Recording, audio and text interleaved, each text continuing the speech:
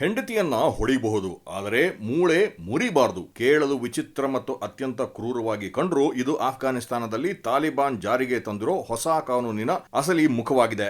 2021ರಲ್ಲಿ ಅಧಿಕಾರ ಹಿಡಿದ ನಂತರ ಒಂದೊಂದೇ ಮಾನವ ಹಕ್ಕುಗಳನ್ನು ಹತ್ತಿಕ್ಕುತ್ತಿರುವ ತಾಲಿಬಾನ್ ಆಡಳಿತ ಈಗ ಮಹಿಳೆಯರ ಸುರಕ್ಷತೆಯನ್ನು ಮನೆಯ 4 ಗೋಡೆಗಳ ನಡುವೆಯೂ ಕಿತ್ತುಕೊಂಡಿದೆ. ತಾಲಿಬಾನ್ನ ಸರ್ವೋಚ್ಚ ನಾಯಕ ಹಿಬತುಲ್ಲಾ ಅಖುಂಜಾದ ಜಾರಿಗೆ ತಂದಿರೋ ಹೊಸ ದಂಡ ಸಂಹಿತೆಯು ಕೌಟುಂಬಿಕ ದೌರ್ಜನ್ಯಕ್ಕೆ ಅಧಿಕೃತ ಮುದ್ರೆ ಒತ್ತಿದೆ.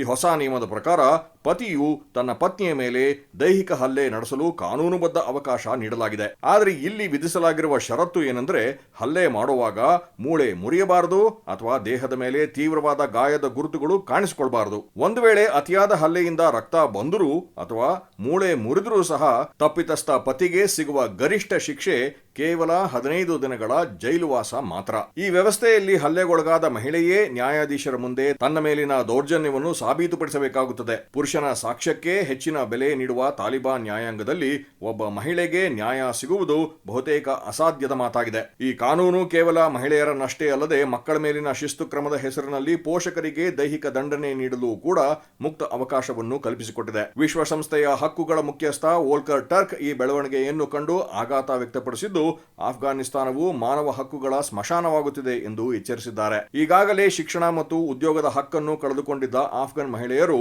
ಈಗ ಸ್ವಂತ ಮನೆಯಲ್ಲಿಯೂ ಗುಲಾಮಗಿರಿಗಿಂತ ಕಡೆಯಾದ ಜೀವನ ನಡೆಸುವಂತಾಗಿದೆ. ಆಧುನಿಕ ಜಗತ್ತು ಮಹಿಳಾ ಸಬಲೀಕರಣದ ಬಗ್ಗೆ ಮಾತನಾಡುತ್ತಿದ್ದರೆ ಆಫ್ಘಾನಿಸ್ತಾನ ಮಾತ್ರ ಸಾವಿರಾರು ವರ್ಷಗಳಷ್ಟು ಹಿಂದೆ ಸರಿಯುತ್ತಿರುವುದು ಆತಂಕಕಾರಿ ಸಂಗತಿಯಾಗಿದೆ.